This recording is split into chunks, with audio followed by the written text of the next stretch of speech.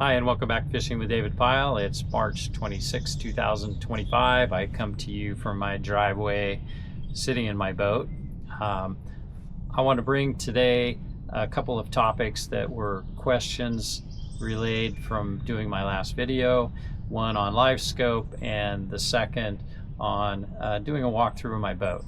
And I want to say I'm not going to do a full walkthrough of my boat, but I'm going to talk about maybe some important organizational pieces that I have, and then I will talk about the LiveScope, which is quite an interesting tool and quite complex. But to begin with, I want to introduce myself. My name is David Pyle, and I'm a professional salmon fishing guide here in Portland, Oregon. I fish the Columbia River, the Willamette River, the Pacific Ocean, Buoy 10. I fish above Bonneville, below Bonneville, stretches of the Columbia River. And so I hope you guys will support my guide business. I do both guided education trips in which I teach people how to fish, and I do regular guided trips. So moving on to the topic of the day. Let's talk about LiveScope first. There's a whole lot of questions that people come to me with asking about LiveScope. They ask me questions about where to install it, what pole I use. They ask me what graph, what my GPS is. And I think the most important things for people to think about is understanding the tool itself. And from side to side, from port to starboard, this has a 20-degree angle, which is very, very narrow. So in thinking about using a LiveScope, placement of either putting it on your transom or, in my case, 24 feet forward up on the bow can give you different results. So understanding that cone angle would lead me to saying the best place to put it is on my bow. But there are other considerations.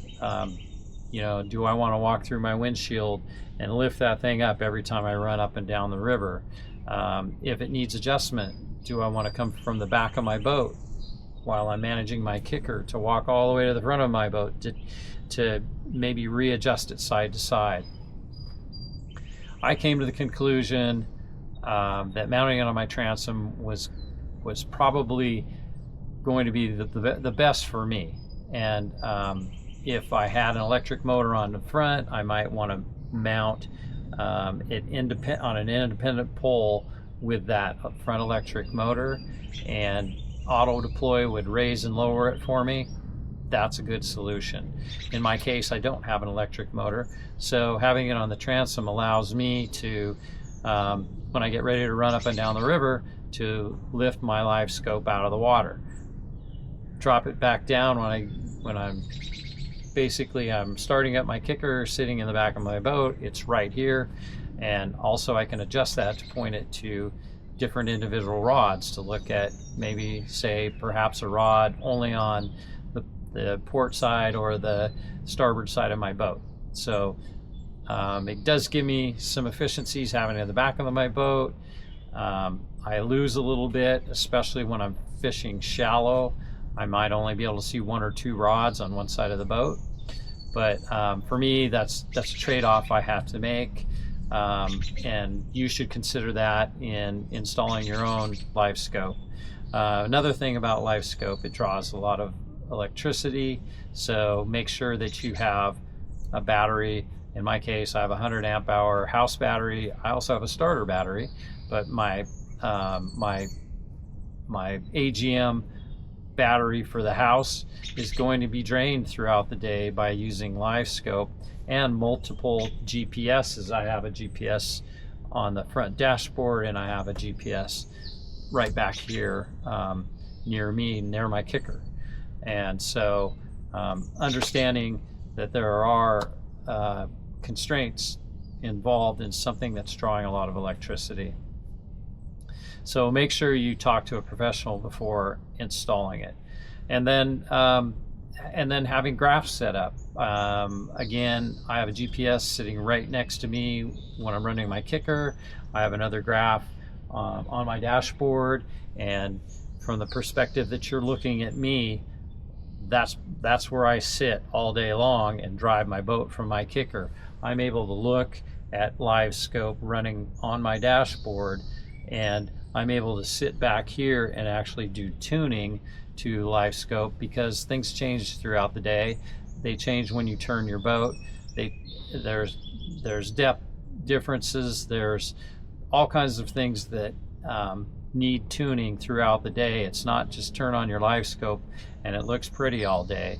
There's some maintenance involved in that. So that's another consideration you want to take of placement of your GPSs, and in my case, having one on the dashboard where I can actually watch it without staring down here at the side of my boat looking at a GPS, when I should be looking in front of the boat, making sure that we're safe, I'm going the direction I want to go.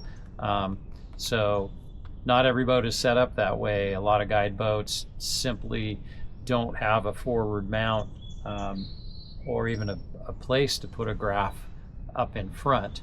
In my case, I call my boat a hybrid.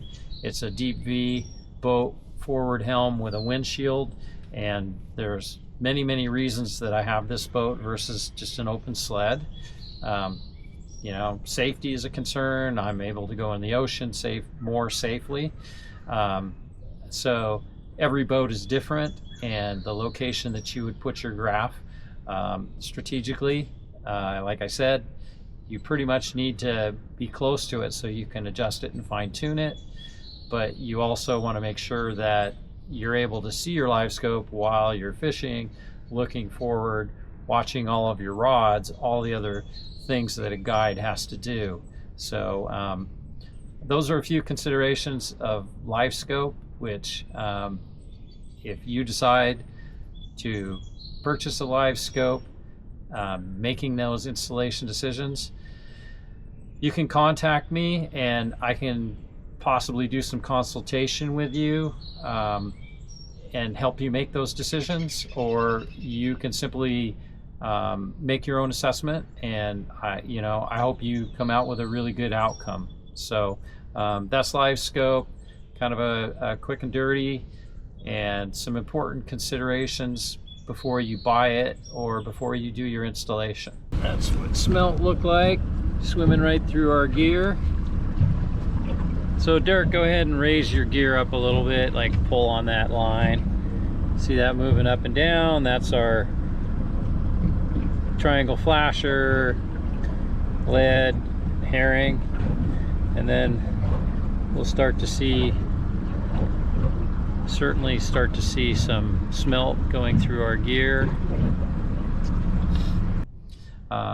Now moving on to something that is really critical for every guide, and I think folks that aren't guiding can learn from this tool as well. But when we have a group of people on our boat, in my case, I'll fish for, I never fish more than 4 people. My boat is 24 foot, but having a forward helm, it reduces my seating positions and such that I feel 4 people is a good number to have in my boat. I have rod holders set up for fishing off the back, off the sides, and off the bow. So I can fish up to 6 rods using 2 rod licenses for 4 people. In certain circumstances, that makes sense. In some more technical fishing, that might not make sense, and we might just fish, 4 rods for 4 people. So having the ability to put your rods in different locations on the boat, whether that be, mid boat, at the back of the boat, behind the windshield, or even up on the bow, gives you flexibility for, perhaps fishing one other person on the boat with you. You might want to fish 4 rods and 2 rod licenses. Again, that's Willamette River. you need to have a 2-rod license. You can't fish that way on the Columbia River or in the ocean. So in the case of having 4 rods, I want to probably have my people sitting in the front seats, and they would actually be able to manage rods quickly, to stand up and bring their rod up. And there's the second piece of having rod holders for me, which is having vertical rod holders for storage, and that's for when we're running up and down the river, and that's for when we get a fish on. And perhaps the most important thing as a guide is to have an organized system so that everybody knows what to do when we get a fish on. And that's where these vertical rod holders really come into play. I tell everybody on my boat, when we get a fish on, I'm going to call out 8 feet, and they're going to reel up with a line counter to 8 feet. They'll bring their lead in. They should be able to drop their lead right into this little box, and they'll be able to put their lead and their herring or a lure, spinner or lure, in this box. That keeps it from getting contaminated from my gunnel. It keeps my gunnel from getting fishy and scent and contaminating my gunnel. So I can't say enough about how important that is in just keeping your gear clean. But in addition to that, when we get a fish on and everybody brings their rod and reels in an orderly fashion, puts their gear away, when we get back to deploying our gear, it's sorted out and it's organized. We're quickly going to get back in the water, and it's not tangled up. It doesn't create a big tangled, snarled mess. Can't tell you how critical that is when you're in the middle of a bite. So that tool itself pays for itself over and over. It's an easy system. It's easy for me to tell people and instruct them what to do when we get a fish on. Everybody knows their job, and we keep all of our gear organized. So, this guy. Uh-oh, here we go. Here we go.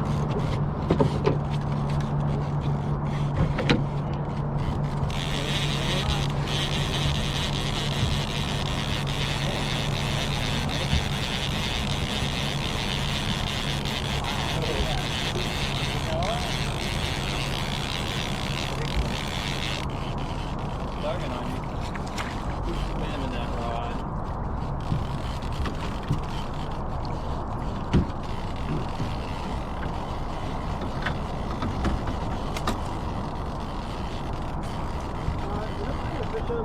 Holy shit.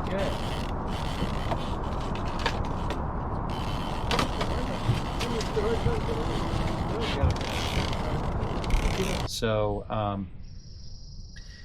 I think that those are the 2 primary things I wanted to talk today about: LiveScope and rod holder placement and vertical rod holder storage. There's plenty of companies out there that make sliders so that you can have a rail system and you can adjust where you're going to put your rod holders. I think they're quite expensive, and that wasn't the route that I went on a fishing boat of the style of this boat.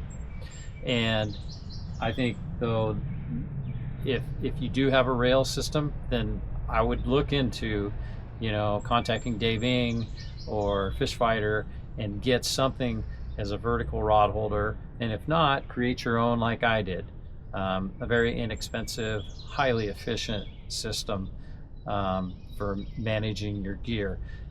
It keeps people from laying rods on the windshield, from laying them over seats, from putting them on the floor, leaning them up against the side. I can't tell you how many boats that I get in where that happens, and you're asking to get a broken rod. Boats are always moving. There's waves, wind, waves, and the boat is moving. People are not always going to have perfect footing, and if things are getting laid down on the floor or laid across seats, you're gonna have some broken rods. So for efficiency's sake, for maintenance of your gear, to keep your rod so that, you know, it's not going to have a weak point from bouncing on the side of your boat being put down. I think it's one of the most important elements and organization tools you're going to put on your boat. So with that, I hope you've enjoyed this video. I hope it's informative to you, and we'll see you next time on Fishing with David Pyle.